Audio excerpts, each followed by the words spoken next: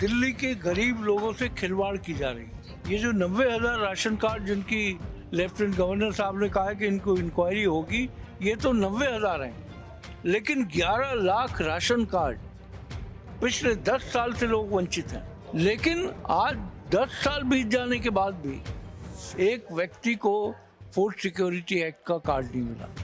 इस समय हमारे साथ दिल्ली सरकार के पूर्व मंत्री हारून यूसुफ जी मौजूद है। सर, बहुत बहुत स्वागत है आपका पंजाब केसरी में। सर, आज आपने राशन कार्ड का मुद्दा उठाया, क्या कहेंगे इस पूरे मामले को आप किस नजरिए से देखते हैं? देखिए, बड़ा संवेदनशील मामला है। दिल्ली के गरीब लोगों से खिलवाड़ की जा रही है। ये जो 90,000 राशन कार्ड जिनकी लेफ्टिनेंट गवर्नर साहब ने कहा है कि इनको इंक्वायरी होगी, ये तो 90,000 हैं, लेकिन 11 लाख राशन कार्ड पिछले 10 साल से लोग वंचित हैं।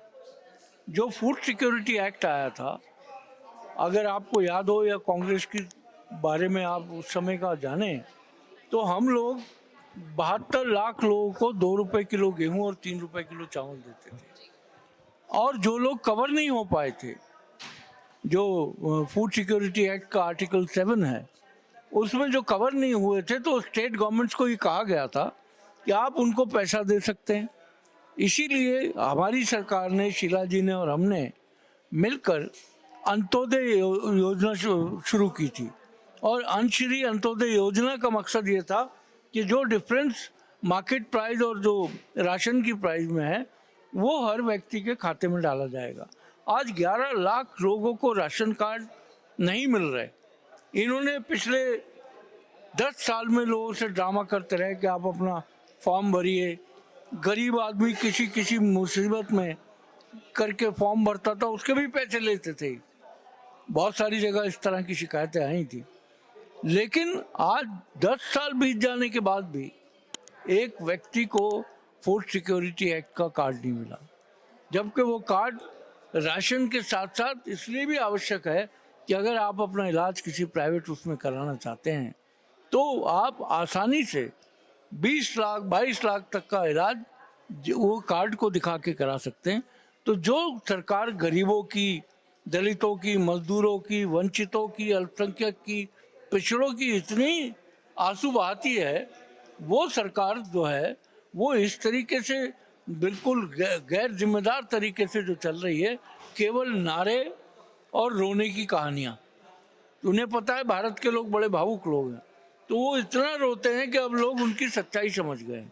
आप दिल्ली सरकार में मंत्री भी रहे हैं, तो अभी विधानसभा चुनाव नजदीक हैं। किन बड़े मुद्दों पर कांग्रेस इस समय आगे फ्रंट फुट पे आके लड़ने की सोच रही है? कौन से बड़े मुद्दे कांग्रेस के लिए अहम रहने वाले हैं? देखिए, सबसे पहले तो दिल्ली का विकास। जो ये लंदन कह के आए थे और आज दिल्ली को ऐसा बना दिया, किसी गांव में हम रह रहे हैं जिसके अंदर कोई अफसर नहीं है, कोई एडमिनिस्ट्रेशन नहीं है। हम ये दिल्ली को दिल्ली बनाएंगे जो पोल्यूशन से दूर होगी, जहाँ पर ट्रांसपोर्ट सिस्टम बेहतरीन होगा, जहाँ पर ट्रैफिक की व्यवस्था होगी, जहाँ सड़कों पे धूल उड़कर लोगों के लंग्स और फेफड़ों को ख़राब नहीं करेगी। ये तो खाली नाटक करते हैं कि बच्चों के फेफड़े काले हो रहे हैं, तो आज तक आपने क्या किया 10 साल में? आज भी सड़कों पे धूल उड़ती है। जब पॉल्यूशन आता है, आप देखेंगे 6-6, 7-7 लोग एक तख्ती लेके खड़े हो जाते हैं अरविंद केजरीवाल जी का फोटो लेके। मैं पूछना ये चाहता हूँ कि बजाय ये तख्तियाँ घुमाने के और अपने इश्तिहार करने के, कोई इश्तिहारी सरकार है कि केजरीवाल जी को देखते रहो पॉल्यूशन के लिए लड़ रहे हैं, और वो गरीब लोग गर्मी में, नौजवान लड़के लड़कियाँ सड़कों पर खड़े रहते हैं।